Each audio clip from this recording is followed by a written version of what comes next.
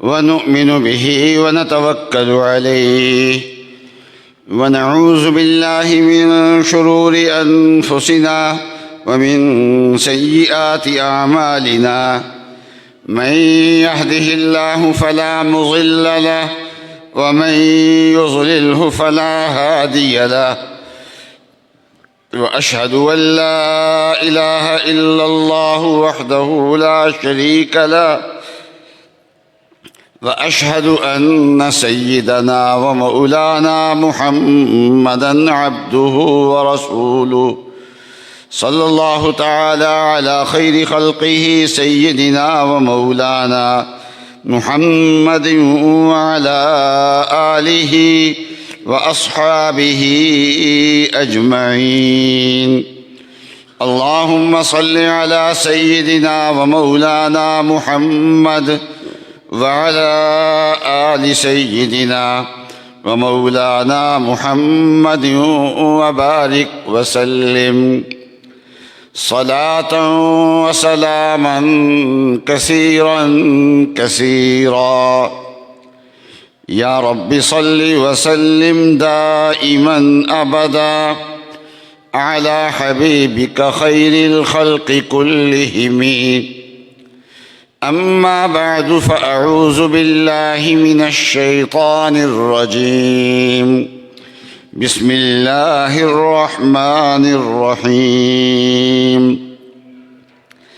يا أيها الذين آمنوا أنفقوا من طيبات ما كسبتم ومما أخرجنا لكم من الأرض.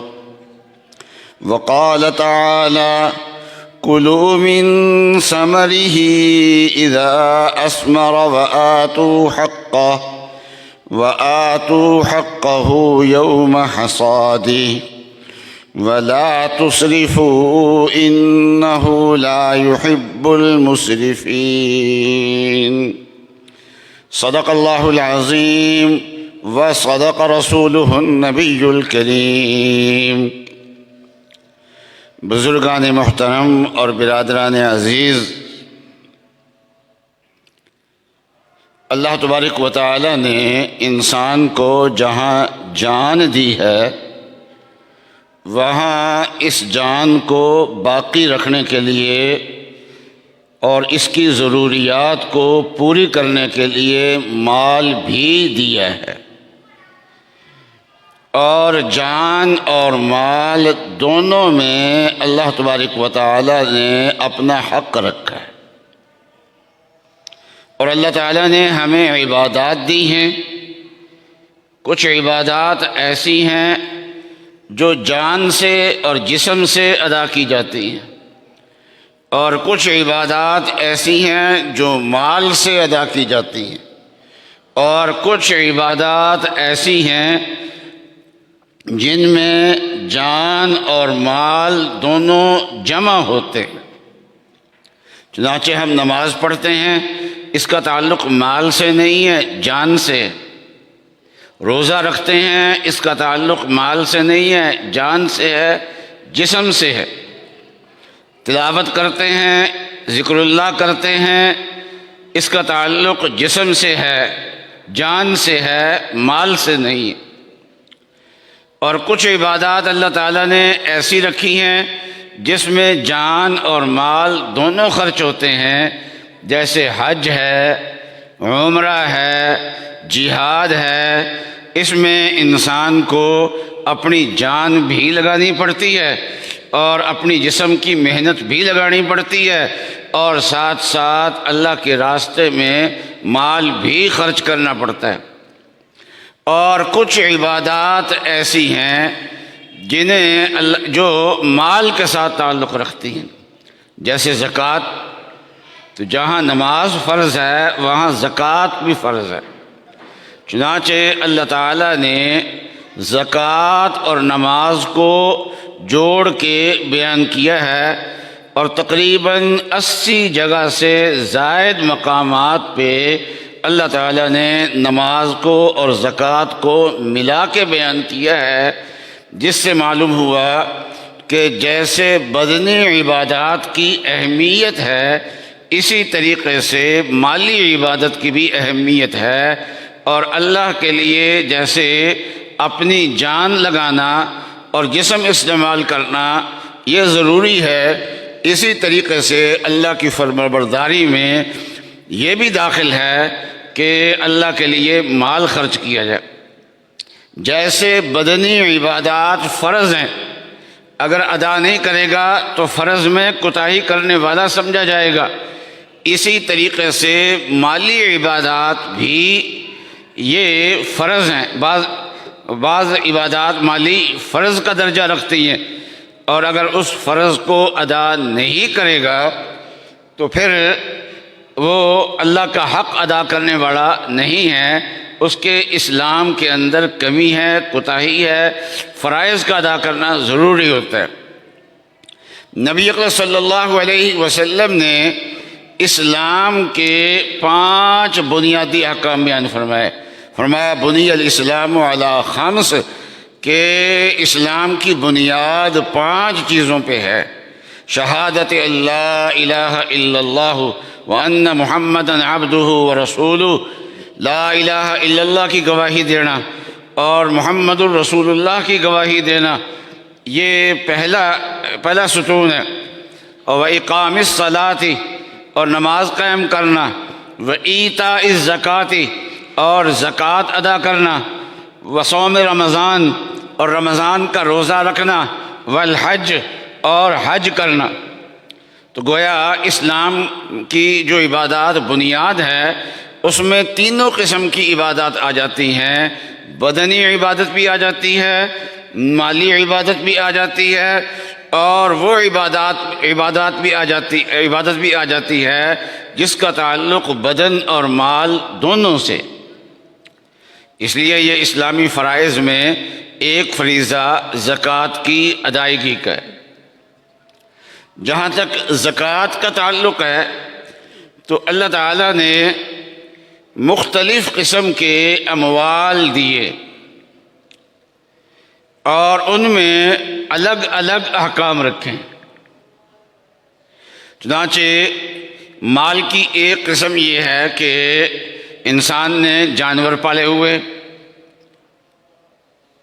اور اس کے ذریعے سے نسل بڑھاتا ہے، بکریاں ہیں بہت ساری، گائیں ہیں بہت ساری، اور یہ نسل بڑھانے کے لیے ہے، تجارت مقصود نہیں ہے، تو ان کو کہتے ہیں، اور وہ چر کے گزارا کرتے ہیں۔ آج کل تو ہمارے ماحول میں ایسے جانور بہت کم ہیں جو چر کے گزارا کرتے ہوں، باہر یعنی مفت میں پیٹ بھر لیتے ہوں۔ لیکن بلوچستان میں آبادی کم ہے اور صحرا زیادہ ہیں، تو وہاں ایسے جانور زیادہ پائے جاتے ہیں، اور عرب میں ایسے جانور بہت تھے، اونٹ بھی لوگ رکھتے تھے اور وہ چر کے گزارا کرتے تھے۔ رسول اللہ صلی اللہ علیہ وسلم کی بھی اونٹنی تھی جس پہ حضرت صلی اللہ علیہ وسلم نے ہجرت کی تھی اور جس کو حضرت ابوبکر صدیق نے تیار کیا تھا، اور تمام اسفار میں اور تمام غزوات میں اور آپ کے عمروں میں اور آپ کے حج میں وہی اونٹنی آپ کے ساتھ ہوتی تھی، اور جب آپ واپس تشریف لے آتے تھے تو اس کو بقیع کے قبرستان میں چھوڑ دیا جاتا تھا۔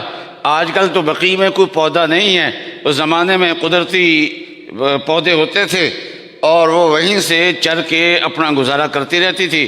جب آپ صلی اللہ علیہ وسلم نے جانا ہوتا تھا تو اس کو وہاں سے پکڑ کے لے آتے تھے، اور اس طریقے سے وہ سفر حضرت صلی اللہ علیہ وسلم اس سے فرمایا کرتے تھے۔ تو اس کو کہتے ہیں سائمہ جانور، چرنے والے جانور۔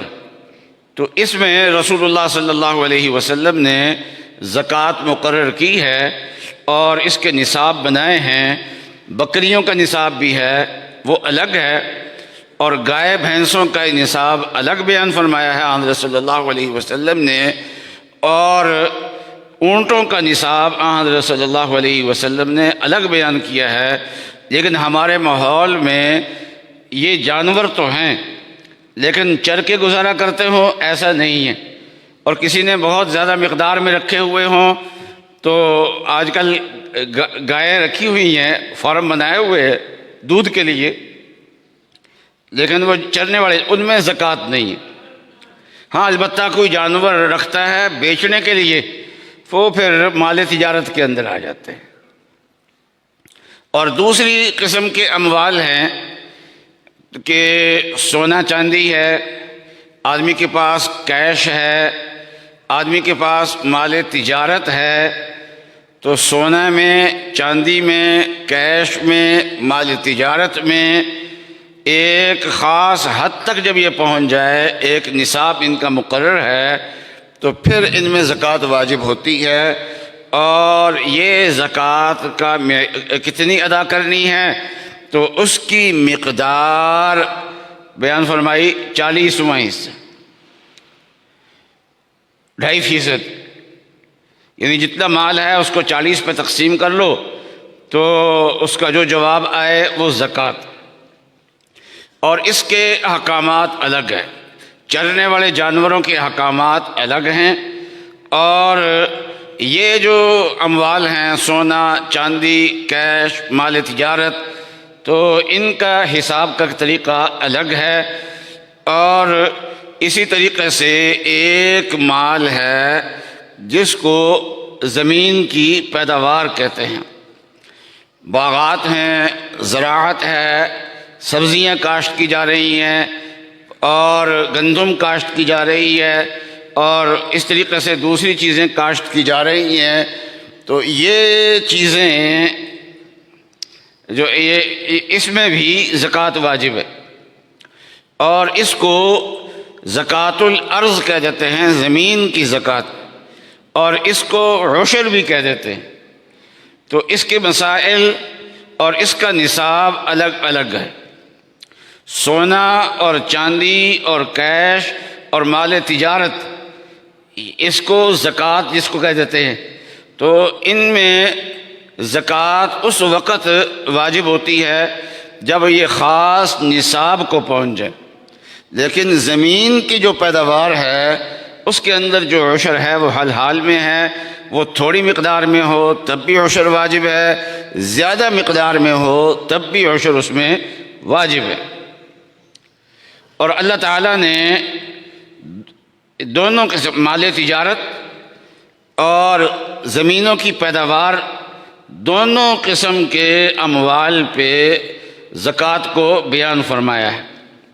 اور جو آیت میں نے پڑھنے کی سعادت حاصل کی ہے کہ یا ایھا الذین آمنوا انفقوا من طیبات ما کسبتم ومما اخرجنا لکم من الارض، کہ اے ایمان والو جو پاکیزہ مال تم نے کمایا ہے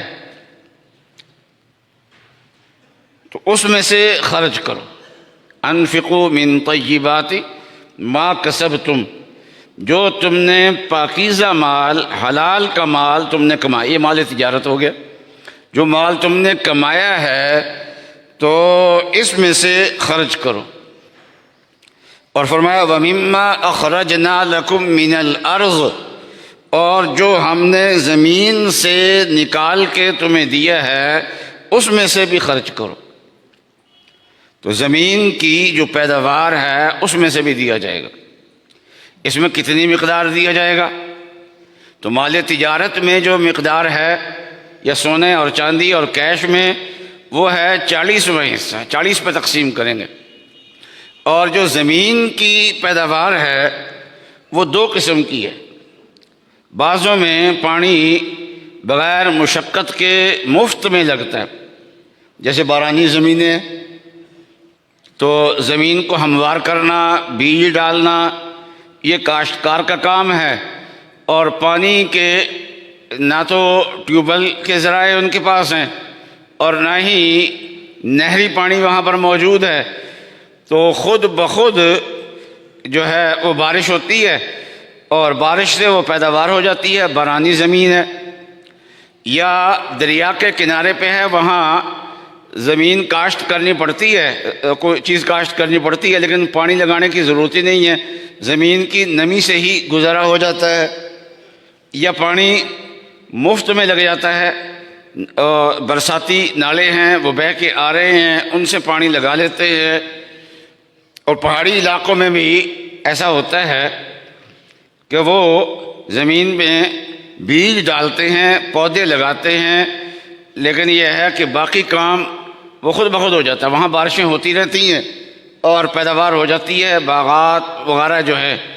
تو جہاں پر پانی خود بخود مل جاتا ہے وہاں عشر جو ہے وہ 10واں حصہ ہوگا، یعنی مال کو 10 حصے پہ تقسیم کریں گے تو ایک حصہ جو ہے وہ زکوٰۃ کے طور پہ ادا کیا جائے گا، اور اس کو عشر کہہ دیتے ہیں۔ اور اگر پانی خرید کے دیا جاتا ہے، جیسے ہماری نہروں کا نظام ہے، تو اس کا مالیہ ادا کرنا پڑتا ہے، یا ٹیوب ویل ہے تو ٹیوب ویل میں بجلی کا خرچہ ہے، مشین کا خرچہ ہے، تو یہ پانی جو ہے وہ محنت کر کے اگر لگایا جا رہا ہے یا خرید کے لگایا جا رہا ہے تو ایسی زمینوں میں نصف عشر ہوگا، یعنی آدھا عشر، 20واں حصہ، تو 20واں حصہ اس کا ادا کرنا پڑے گا۔ تو اس لیے اس کا زیادہ اہتمام کرنا چاہیے زمین کی پیداوار کا۔ اور یہ زکوٰۃ، زمین کا عشر ادا کرنے کا فائدہ کیا ہوگا؟ سب سے پہلا فائدہ یہ ہے کہ اللہ تبارک و تعالی نے جو فریضہ ذمے میں لگایا ہے وہ ادا ہو جائے گا، اور فرض ادا کرنے سے اللہ تعالیٰ کا قرب بڑھتا ہے۔ اور فرمایا کسی عبادت سے اتنا اللہ کا قرب نہیں ہوتا جتنا فرضوں کی ادائیگی سے اللہ تعالیٰ کا قرب ملتا ہے۔ اور اگر انسان مالی فرائض ادا کرنے میں کوتاہی کرتا ہے تو یہ مال قیامت کے دن سانپ بن کے اس پہ مسلط ہوگا۔ تو اس لیے اللہ کے عذاب سے انسان بچ جاتا ہے، اور اس کے ذریعے سے غریبوں کی ضروریات پوری ہوتی ہے، اور اسی کے ذریعے سے زمین میں برکات آتی ہے، کیونکہ زمین کو ہموار کرنا، زمین میں بیج ڈالنا، زمین پہ پانی لگانا، زمین اور کھاد ڈالنا خرید کے، اور جڑی بوٹیوں سے اس کو بچانا، اور اس طریقے سے کیڑے وغیرہ سے بچانا، سپرے کرنا، یہ ساری کام تو کاشتکار کرتا ہے، لیکن پیداوار کتنی ملے گی یہ اللہ تعالیٰ کی عطا ہوتی ہے۔ بس اوقات اللہ تبارک و تعالیٰ بہت پیداوار دے دیتے ہیں،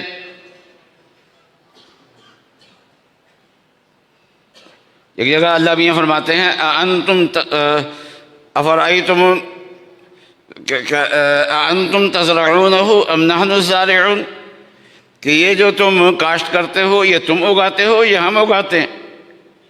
اور بس اوقات ایسا ہوتا ہے کہ پیداوار اچھی ہو جاتی ہے، فصل تیار ہو جاتی ہے، لیکن کاٹنے سے پہلے اس پہ بارشیں پڑتی ہیں یا اللہ باری ہوتی ہے اور فصل تباہ ہو جاتی ہے۔ تو یہ 2 دن میں ملتان کا سفر تھا تو لوگ بتا رہے تھے کہ ملتان کے ارد گرد گاؤں میں یا اللہ بارش بھی ہوئی طوفانی قسم کی، اور اس کے ساتھ یا اللہ باری بھی بہت ہوئی، فصلیں بھی جو گندم کی تھیں کھڑی وہ بھی تباہ ہوئی ہیں۔ اور ملتان کے علاقے میں باغات ہیں تو باغات پہ ابھی بھور لگ رہا ہے اور ابھی ابتدائی مرحلے میں ہے آم، تو ان پہ بھی تباہی آئی اور اس کا بھی نقصان ہوا۔ تو برکت جو ہے وہ اللہ کی طرف سے آتی۔ تو عشر کا مصرف کیا ہے؟ جو زکوٰۃ کا مصرف ہے وہی عشر کا مصرف ہے۔ اور عشر کے احکام اللہ تعالیٰ نے جہاں بیان فرمائے ہیں تو بہت تفصیل سے بیان فرمائے۔ تو اس میں جو اللہ تعالیٰ نے مصرف بیان فرمایا ہے، جو عشر کے احکام بیان کرنے کے بعد، تو وہ یہ ہے کہ للفقراء الذین احصروا فی سبیل اللہ لا یستطیعون ضربا فی الارض یحسبهم الجاہل اغنیاء من التعفف تعرفهم بسیماہم، کہ وہ لوگ جو اللہ کے راستے کے اندر محصور ہو گئے۔ اللہ کے راستے میں محصور ہونے کا مطلب یہ ہے کہ وہ دین کا کام کر رہے ہیں اور دین کے کام میں اتنے مصروف ہو گئے ہیں کہ اب وہ اپنا کاروبار یا کوئی اور ملازمت یا مال کمانے کا اور کوئی ذریعہ وہ اختیار نہیں کر سکتے، دین کے کام کے اندر وہ گر گئے ہیں۔ تو جو دین کے کام کے اندر گر گئے ہیں، لا یستطیعون ضربا فی الارض، زمین پہ چل پھر کے وہ کما نہیں سکتے اور وہ کسی سے سوال بھی نہیں کرتے، اور لوگ ان کو غنی سمجھتے ہیں، تو یہ مال کے زیادہ مستحق یہ ہیں اور ان کو دیا جائے۔ یہ مدارس جو ہیں یہ دین کے قلعے ہیں، اور دین کی سربلندی اور دین کو غالب کرنا، یہ تمام عبادات میں سے افضل ترین عبادت ہے۔ جہاد بھی اس لیے ایمان کے بعد اس کا درجہ ہے، اس لیے کہ اس کے ذریعے سے اللہ کا دین کا غلبہ ہوتا ہے۔ تو یہ مدارس یہ اللہ کے دین کے غلبے کا ذریعہ ہیں۔ تو جو آدمی ان مدارس کو دے گا تو اس کو 3 اجر ملیں گے۔ ایک تو عشر ادا کرنے کا اجر مل جائے گا، دوسرا علم دین کی اشاعت کا اجر مل جائے گا، اور تیسرا ان مدارس کے ذریعے سے جو دین کو غلبہ حاصل ہوگا اور دین کو عروج ہوگا اور دین باقی رہے گا، تو یہ ایک صدقہ جاریہ ہے۔ تو اس صدقہ جاریہ کے اندر اس کا حصہ پڑ جائے گا۔ تو ہمارے بھائیوں کو یہ چاہیے، ذمہ دار بھائیوں کو، کہ باقی حق ادا کریں یا نہ کریں، لیکن یہ ہے کہ اس موقع پہ یہ ایک تو اپنا فریضہ ضرور ادا کریں۔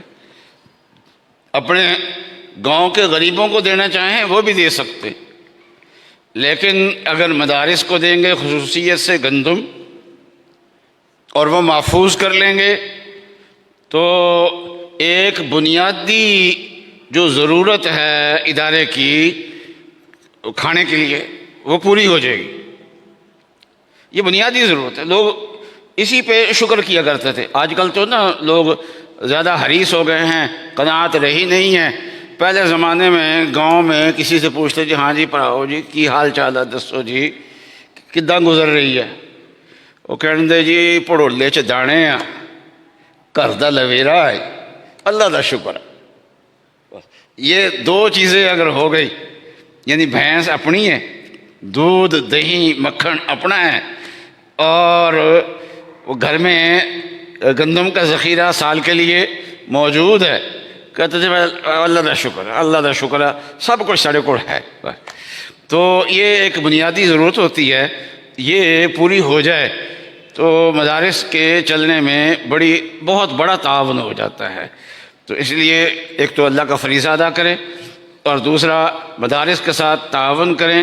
خصوصیت سے اللہ تبارک و تعالی نے عشر کے احکام جہاں بیان فرمائے ہیں، اس کے ذیل میں ان لوگوں کا ہی تذکرہ کیا ہے، اس لیے ان لوگوں کو زیادہ اہتمام کے ساتھ دینا چاہیے۔